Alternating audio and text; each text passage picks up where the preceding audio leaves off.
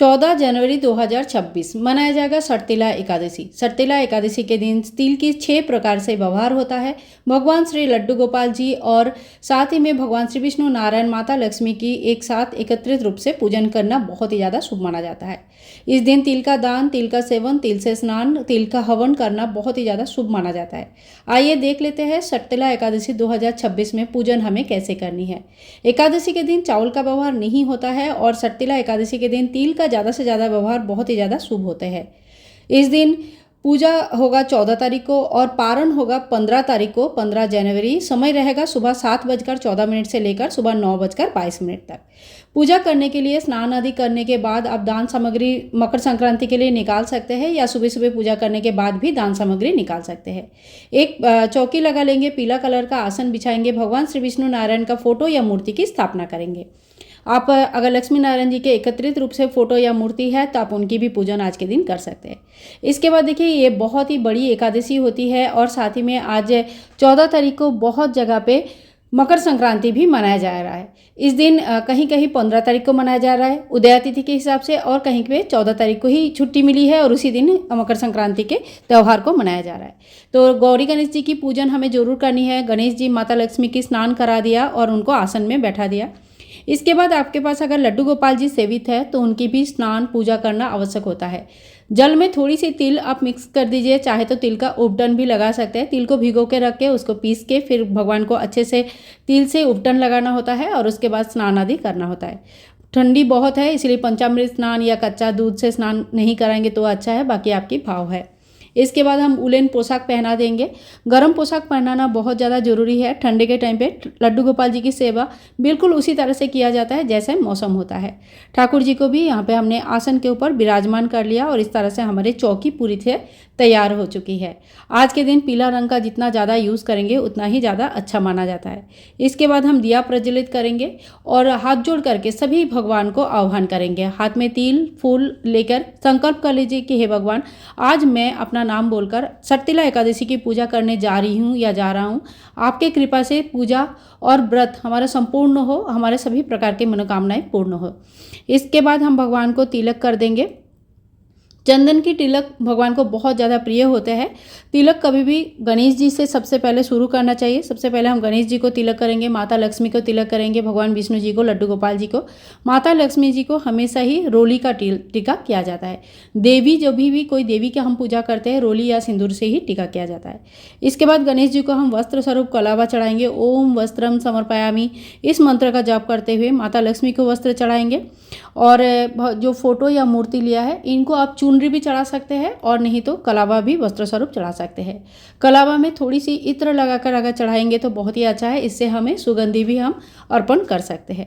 फिर भगवान को हम तुलसी दल अर्पण करेंगे। तो देखिए, एकादशी के दिन तुलसी तोड़ा नहीं जाता है। आप एक दिन पहले ही तोड़ के रख लीजिएगा या तो फिर आपके पास अगर पहले से ही तुलसी है तो आप उनकी भी व्यवहार कर सकते हैं। अब भगवान को हम इस तरह से फूल चढ़ा देंगे। ओम पुष्पम समर्पयामि इस मंत्र का जप करते हुए। भगवान गणेश को लाल फूल चढ़ते हैं और साथ ही में दुर्वा घास चढ़ते हैं और माता लक्ष्मी को लाल फूल बहुत ही प्रिय होते हैं। अगर संभव है तो कमल का फूल भी आप चढ़ा सकते हैं, नहीं तो गुलाब के फूल या गुड़हल के फूल भी चढ़ाया जा सकता है। इस तरह से चौकी को हम सजा लेंगे। अगर फूल बिल्कुल नहीं है तो बिना फूल का भी पूजन कर सकते हैं। आज सटतिला एकादशी के दिन तिल का भोग लगाना बहुत ही ज़्यादा आवश्यक होता है। तो आप तिल का लड्डू, तिलकूट या तिल से बना हुआ कोई भी मिठाई की भोग लगा सकते हैं। तिल और गुड़ भगवान को चढ़ाने के बाद दान भी कर सकते हैं। कोई भी ऋतु फल का भोग चढ़ा सकते हैं। आज जो एकादशी के व्रत अथवा है इसमें अन्न ग्रहण नहीं किया जाता है तो आप अन्न चावल का भोग नहीं चढ़ाएंगे। इसके बाद हाथ में फूल लेके तिल और जल लेके कहानी सुन लेंगे, यानी कि सटतिला एकादशी की व्रत कथा सुन लेंगे। व्रत कथा सुनना बहुत ही ज़्यादा आवश्यक होता है। खुद अगर पढ़ सकते हैं तो सबसे उत्तम माना जाता है। अगर संभव नहीं है तो आप कहीं से सुन भी सकते हैं।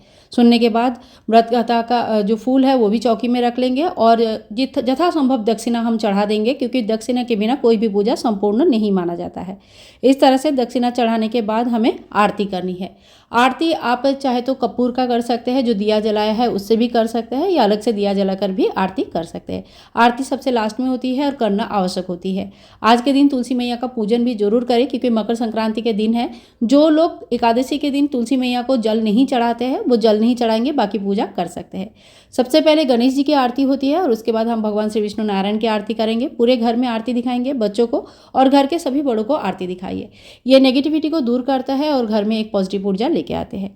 आरती होने के बाद हाथ में थोड़ी सी जल लेंगे और चारों तरफ इस तरह से आचमन कर लेंगे 3 बार घुमाकर, और हाथ जोड़ करके पूजा में रही कमियों के लिए समय याचना कर लेंगे। फ्रेंड्स, इसी तरह से बहुत ही सरल विधि से सर्तिला एकादशी की पूजन हम कर सकते हैं। पूरे दिन में आप राम नाम की जप कर सकते हैं, राम नाम लिखने के नियम भी ले सकते हैं। आज के दिन बहुत सारा नियम धर्म उठाया जाता है। आपको जो भी नियम लेना है संकल्प करके उस नियम को 1 साल के लिए ले सकते हैं, या जैसे भी आपका सही लगे उस तरह से नियम ले सकते हैं। कोई भी नियम अगर पहले से उठाया हुआ है तो उसके उद्यापन करना ना भूलें। सबसे पहले नियम का उद्यापन होता है, उसके बाद ही नया नियम उठाया जाता है। आज के वीडियो अगर आप लोगों को पसंद आया है तो प्लीज़ एक लाइक कर दीजिएगा।